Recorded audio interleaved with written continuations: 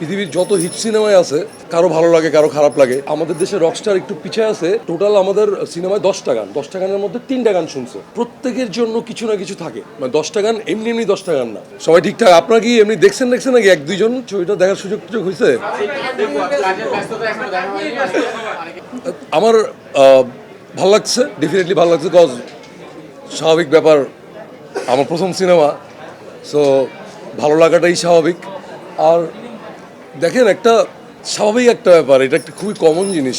পৃথিবীর যত হিট সিনেমায় আছে কারো ভালো লাগে কারো খারাপ লাগে। আমি আজকে গতকাল থেকে আজকে পর্যন্ত অনেক পজিটিভ জিনিসও দেখতেছি, অনেকের অনেক ভালো লাগতেছে। কেউ বলতেছে যে এটা ভাইয়ার লাইফের সেরা অ্যাক্টিং এর অনেক প্রশংসা করতেছে সবাই, অনেকে গান অনেক পছন্দ করতেছে। তো I am feeling really good.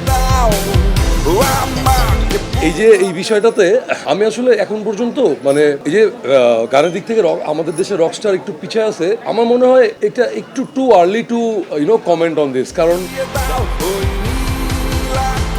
দেখেন, মাত্র আমরা গান ছাড়ছি কয়টা? 3টা গান। কালকে একটা গান ছাড়ছি, আর রিলিজিং এর আগে 2টা গান ছাড়ছি। এখন অনেকগুলি গান বাকি আছে বস। গানগুলি শুনেন, এনজয় করেন, মজা হবেন। ট্রাস্ট মি, বাংলা গান আপনার প্লেলিস্টে ঢুকে যাবে। এই সিনেমা বাংলা গানগুলি প্লেলিস্টে ঢুকবে, দ্যাটস ফর শিওর।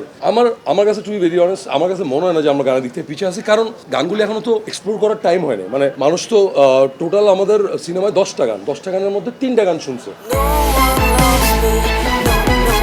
আরো 7টা গান বাকি আছে। এবং আমি তো অনেক ট্রাই করছি যেন আমরা পুরো টিম মিলে, মিউজিশিয়ান অ্যান্ড আমি এভরিওয়ান, অনেক ট্রাই করছি যেন প্রত্যেকের জন্য কিছু না কিছু থাকে। মানে 10টা গান এমনি এমনি 10টা গান না, 10টা গানই রক সংও না। সবার জন্য ট্রাই করছি গান রাখার। যে একটু ঠান্ডা গান শুনতে পছন্দ করে ওর জন্য গান আছে, যে একটু দুঃখের গান শুনতে পছন্দ করে তার জন্য গান আছে, একটু রক গান শুনতে পছন্দ করে তার জন্য গান আছে। তো আই হোপ পাবেন।